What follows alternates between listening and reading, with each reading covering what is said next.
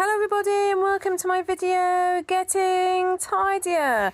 I hope you're well. I've missed you the last couple of days, but it's been absolutely manic.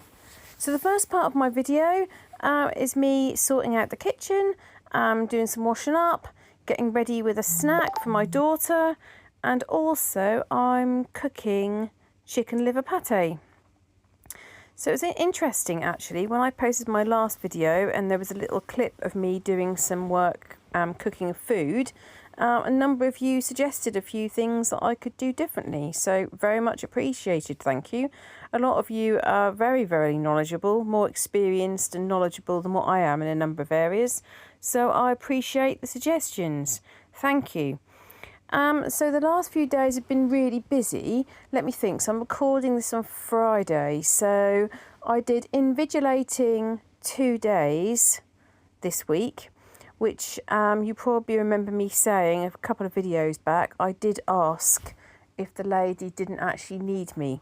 I thought that would be quite good if she had got enough people, and therefore I would stay at home and do other things that I need to do, both in the house and my work.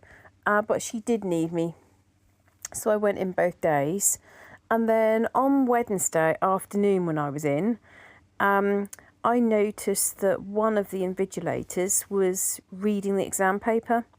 Now, you're not allowed to read the exam paper. It's one of the things you have to sign to confirm that you stand by certain principles and certain rules.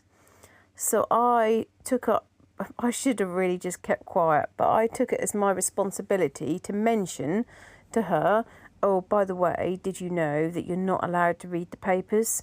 I mean, actually, I would love to read the papers.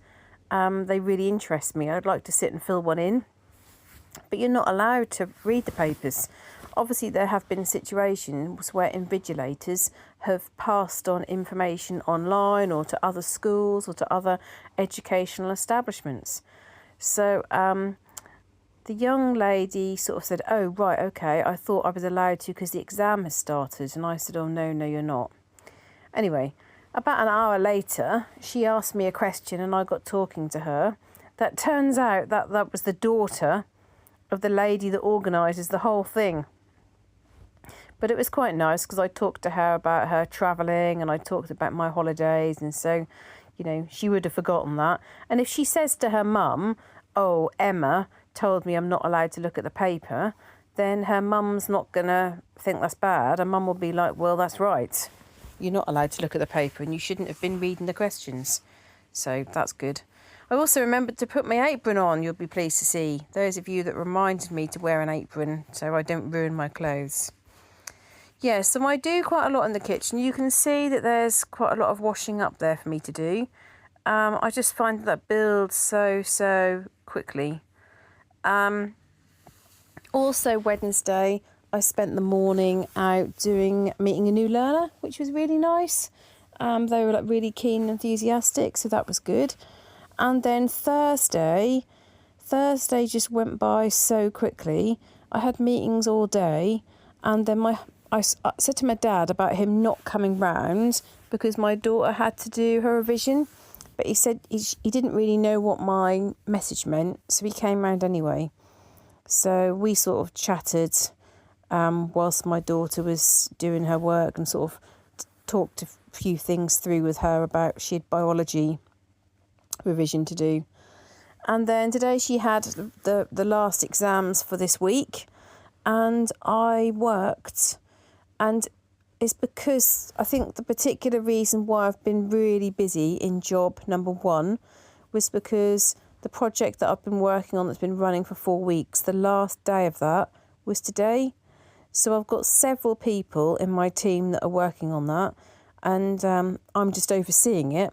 But there's some, once it gets close to the deadline, that I need to just step in and give a little bit of support and assistance. I was also going to all the directors and updating them on where the work was. So that's the first sort of stage of the project has been completed. But next week we start on all the reporting. So it's going to be really busy next week as well. And the thing is, I keep getting all these new learners in for job number 2. So I've got 3 new learners in one area, 2 new learners in another area, and 3 of the learners are around, well, between 20 and 30 miles away from where I live. So I think once I kind of get the learners all set up and sorted and ready, that'll be fine. It's just, when everything happens at the same time. I think it's also really tricky because I've got quite a few weeks until I go on holiday, but there's hardly any time in the diary for any meetings. So I'd sent loads of times over for one of the people that I need to go and see. They're not free on any of the times that I've given. So I've given loads more times and included some evenings, which is just a bit crazy. And also a couple of Mondays, which, as you know, I try not to work on Mondays. Mondays should be my day off. So those of you that are in the United Kingdom will know, and I guess some of you might know internationally, but we've got a general election on the 4th of July, and I'm going to be doing election duty. So that's another thing that I've booked in. I was doing a workshop on that day, and I've got a couple of other meetings, but I've moved things around. I decided that not many people were going to be attending the workshop because they're also going to be involved in elections in different ways. And yeah, I mean, some employers, they use different employer bases, they use school buildings, sometimes they use community centres. So I thought it's not really a good idea to have a workshop on the 4th of July. So I'll be working on elections. Now that is a long day. You have to get there about 6:30 and then you work until about 10. So do you have similar sort of systems where you are, where people like turn up at village halls and community centres? I might sit there all day and see about 30 people. But on the other hand, we might get loads and loads of people come in. It's just you just don't know. You just can't really predict it. Depends what station you're in as well. So you can see how I've finished the liver pate nearly there. And I was just then cooking some broccoli and so on as well. And then I put it all into my mini food processor and turn it into like a smooth mixture. And everybody in the house likes it. And I think probably my daughter will have it tomorrow for breakfast. And then the video goes on to my lounge. So I've still got some of those things left from my birthday on the floor. So I just needed to decide what I'm going to do with some of those things. So there was quite a few different things that I was very kind, the things that people gave me. But some of them I'm not quite sure what to do with. So I don't like, for example, to write in black pen. Someone got me a black pen. I got a mug, which you know how I got rid of a lot of mugs, haven't I? It says that. Then there's also like a placard, which I've got quite a few like little plaques, so I'm not quite sure what to do with that. But then I've also got some garden things, which I thought, well, garden things can go out ready from the garden. I've got some seeds. The seeds can go in my seed tin. So I am doing what you suggested about making sure that I'm always putting like with like. So that's working. And somebody mentioned to me about cutting the fruitcake up and frying it off. I've not heard about that before. So I've still got the fruitcake to eat. So I mustn't forget about that. So I'm just going to reflect on a few of your comments. I've got so many comments on my video. I can't go through all of them, but I'll just go through a few. So April Hoover said, for an American jumper, Google Catholic school uniform jumper. You should get images of a plaid, sleeveless, knee-length dress, often with a pleated skirt, and a blouse is worn underneath. So, as other people have said, that's like a pinafore. Zoe Brindle said, doesn't it mean the world to us when the workplace has a total understanding and compassion for colleagues' needs? Little pieces of kindness seem huge when life's roads are rocky.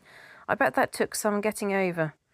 Regarding your daughter's room, maybe those boxes could go under her bed and her laundry basket next to the bookshelves, clearing the way to the drawers. Just a thought. Thanks again for another fab video. Yeah, I agree. I mean, a couple of you have said about putting the bookcase or the Calyx boxes under the bed, so we are definitely going to try that. And one person suggested about getting my daughter to lead, and I thought that was an excellent idea. I really did. Alison Owen said yay for the apron. That made me laugh. Lisa Malone says, your daughter sounds like a very busy young lady. It is good you put off the flu exam. Sets a good example for her to slow down and not feel the need to rush everything. Yeah, I agree. Thank you for saying that. I also felt like it sends a clear message that you can say no, which I know some of you say that I don't always do. But I thought there's a clear message for her for me, through her, we're saying no, actually. We're dealing with enough. We've got enough on, and the answer is no. We can't take on any more at the moment. I mean, that would have added a lot of pressure because she'd really have to be practicing the flute daily, which she just doesn't have time to do at the moment. Dawn's Den number 10 says an idea. I'd lay the bookcase on its side and under her bed, then fit the wicker basket stand under too. So, yeah, that's definitely an idea. We're going to try that and see how that goes. And I've not pulled these out for absolutely ages, so I can pull them out and clean all around the back as well, can't I? So another helpful comment was from Judith. You'll have to excuse me if I pronounce one of these words wrong, though. So she said, great video, Emma. Judith Weimer. I hope you get a nice and friendly new neighbour. Perhaps you can go to the realtor. I think that's like the estate agent, isn't it? And explain what's happening so the new buyers know the correct boundary. Well, the interesting thing in our rules is they'll have to fill in a seller pack. And in that seller pack, there's lots of questions about the boundary. So they get asked whose responsibility is the boundary. And it'll be interesting to see if they say something different to what they put in our pack, because they wrote our pack for the old lady that lived here to help her, in inverted commas. They'll also be asked in this pack whether they've had any disputes with the neighbours and any issues with the boundary. So this document is legally binding. I'm not sure really anyone does anything with it, but if then the person who bought the house then found there were a whole load of issues and that pack hadn't been put together properly, they could then go back through the solicitors. So Judith goes on and says that way they won't think they're buying more land than is actually being sold. In the US, when you buy a property, it is surveyed before purchase, and when you close on the house, you're given a copy of the surveyed property. It's very clear and detailed of the property lines. I'm sorry you have this trouble. The fish look delicious. I love fish, especially salmon. I mean, it's not a large amount of land, but and I kind of just accepted that the whole of the fence is in our garden.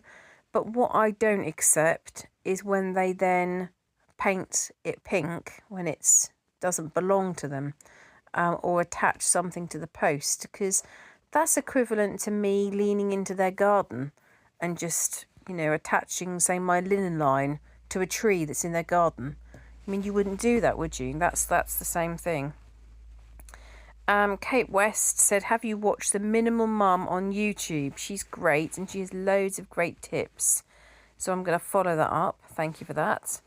And then Janet Sides said, I think American English is different from England because we don't have the British influence on our language. We have other countries' language influence. That's interesting, isn't it? Because we're all speaking English. So, but you're saying that it's the British influence. It's funny because I see that I'm speaking the English language. I didn't know to say, well, like for instance, I find that a lot of American people call children kids. And Janet replied and said, yes, some do. And maybe that was from the German Kinder word for kids. Just a guess. So it might be. And Brooke then said, we also call the younger one littlies. I thought that was really nice. Kids, I was brought up to not to use that word. My mum would have always said to me, what are they, baby goats? And that was sort of slang and not very polite. But I do find that people who are like, say, Italian or French, who've been taught by American teachers, they all talk about the kids. Have you asked the kids? And that just isn't a way that I would speak, or people that I sort of in my family would speak. And then the last one that I wanted to mention was Brooke. So Brooke Howell. Now, Brooke talked about her chickens and the lovely area that she lives in America. And I asked if she could take a photograph or a video or something, and she did. So check that out. Click on her name. So it's Brooke Howell 8841, and she's got several goats. Is that for goat milk, Brooke? What do you use? Do you use the goats for a purpose, or are they pets? I daren't show my daughter because for a while she wanted a pygmy goat. Well, I did as well, actually, but we haven't got enough space in our garden. And Brooke's also got like beautiful like countryside outside of her garden, or as you might say, yard. Really stunning with all the grasses blowing in the wind. Looks lovely. So this brings me to the end of my video. So I hope you're all well. I hope you've had a lovely week, and have a fantastic weekend, and I look forward to seeing you in the next video. Bye!